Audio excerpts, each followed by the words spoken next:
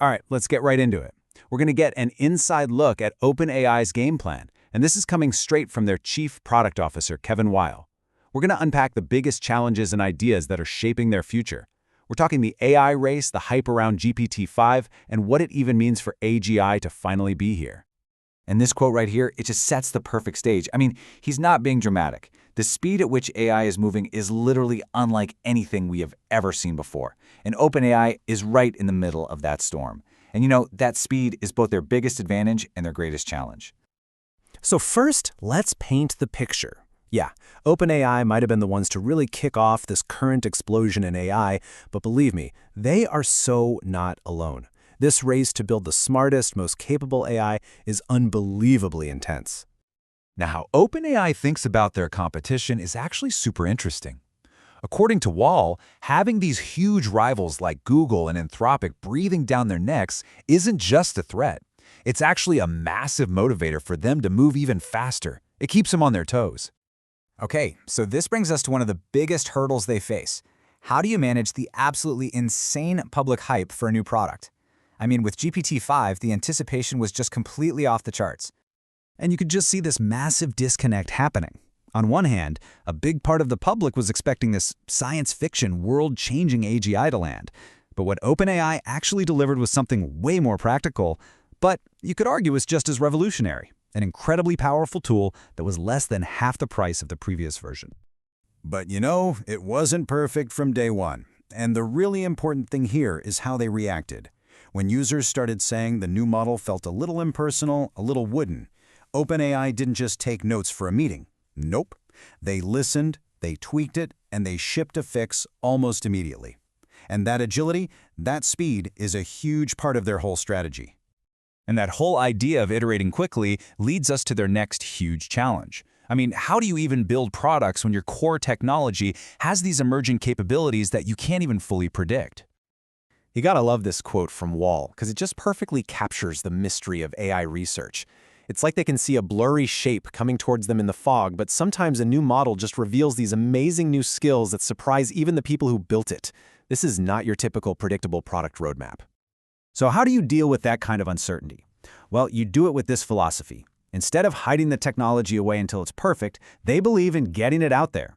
They put new capabilities into our hands early, see how millions of people use it, and then use all of that real-world feedback to make the next model even better. Okay, this next challenge, it is a monster. It's a real physical problem that's affecting the entire industry.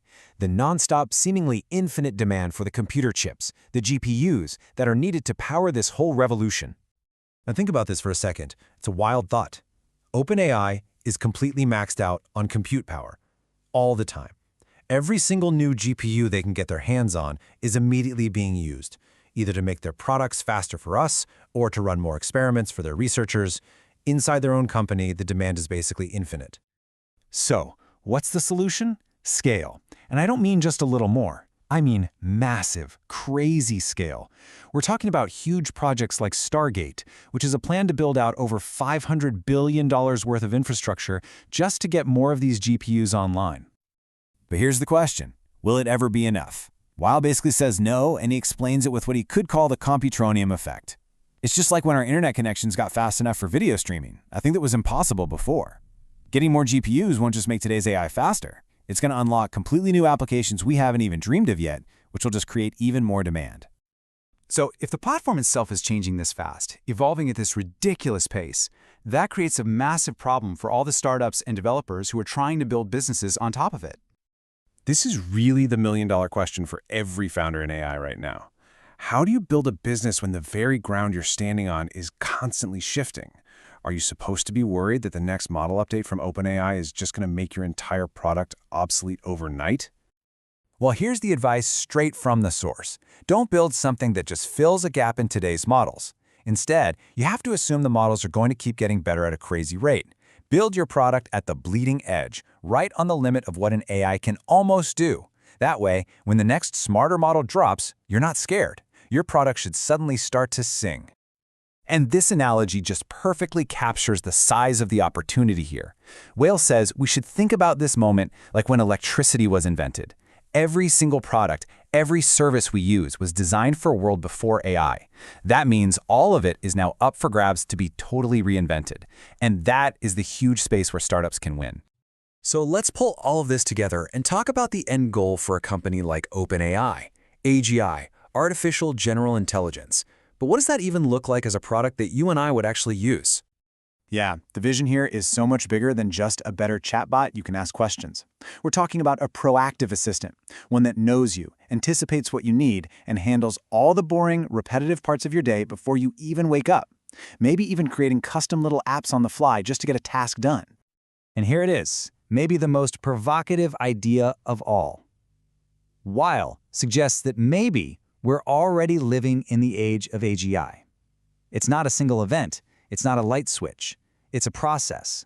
And in a lot of specific areas, AI today is already superhuman. That power is just unevenly distributed across all the things we want it to do. Just think about this for a second. For decades, the Turing test was the holy grail of AI. It was the milestone. And then, a couple years ago, we didn't just pass it, we blew right past it. And was it a massive global headline? No. Most people barely even noticed. We just kind of took it for granted and started looking for the next big thing. And that leaves us with this final lingering question. Is the real arrival of AGI going to be just like that? Not some dramatic Hollywood movie moment, but a quiet, gradual shift that happens all around us. So quiet that we only recognize it long after we've already passed right through it. Something to think about, for sure.